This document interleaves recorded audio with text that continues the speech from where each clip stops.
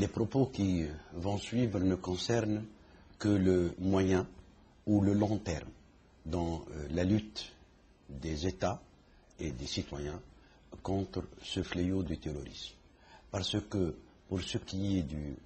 terme court, de l'urgence, il n'y a aucune autre solution que la vigilance des citoyennes et des citoyens et puis aussi l'action des institutions de répression de ce fléau.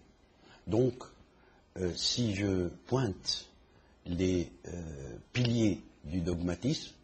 que je classe en nombre de 4, le premier registre ou le premier pilier du dogmatisme du terrorisme, c'est que le terroriste croit fermement que Dieu lui parle personnellement, qu'il s'adresse à lui personnellement, ou à son groupe, ou à ses chefs. Or, il faudrait, dans toutes les institutions, le scout, l'école, l'enseignement supérieur, les sermons de vendredi, et tout ce qui est de l'ordre de la formation culturelle du citoyen, il faudrait insister sur le fait que Dieu ne parle à personne en particulier,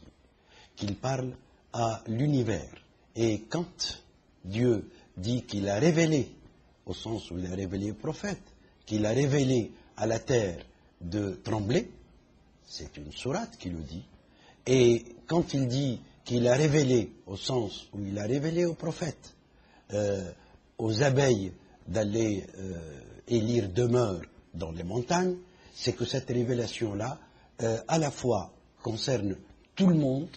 concerne tout le cosmos, concerne toute la planète, toute la création, mais ne concerne aucune personne en particulier. Il n'y a pas une ouïe qui est privilégiée par rapport aux autres ouïes pour recevoir la parole de Dieu ou pour recevoir ses injonctions. Il faudrait, à tous les niveaux, donc,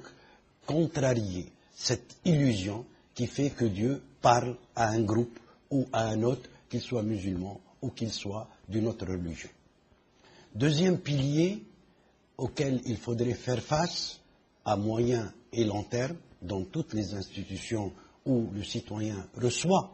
un enseignement, c'est que on exploite l'idée que le prophète Mohammed, dans la religion islamique, est le dernier des prophètes. Il a clôturé la prophétie et donc on doit s'arrêter à ce moment de la clôture. Or,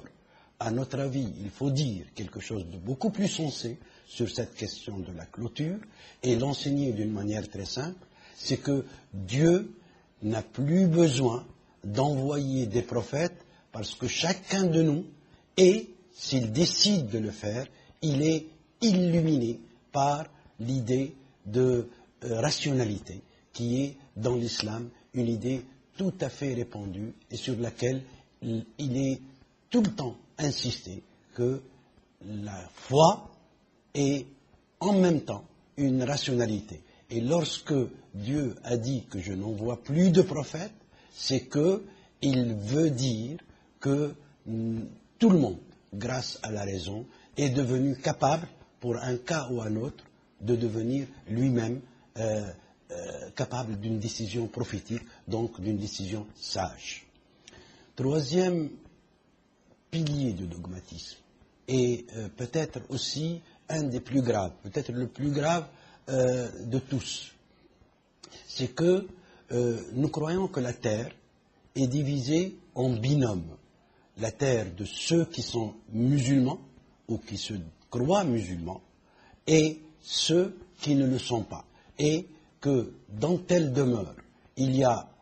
ceux qui doivent être combattus, ceux qui ne sont pas musulmans ou qui doivent le devenir par la force et donc par le terrorisme, et ceux qui sont musulmans et qui sont voués au salut, à être élus dans l'univers paradisiaque après la mort. Ce pilier dogmatique est un des plus dangereux parce que nous croyons, dans ce cas-là, que le musulman doit convertir la planète à une religion unique, celle qui est crue par le terrorisme et qui est considérée comme la seule vraie, et tous les autres credos, toutes les autres religions sont à abattre, et donc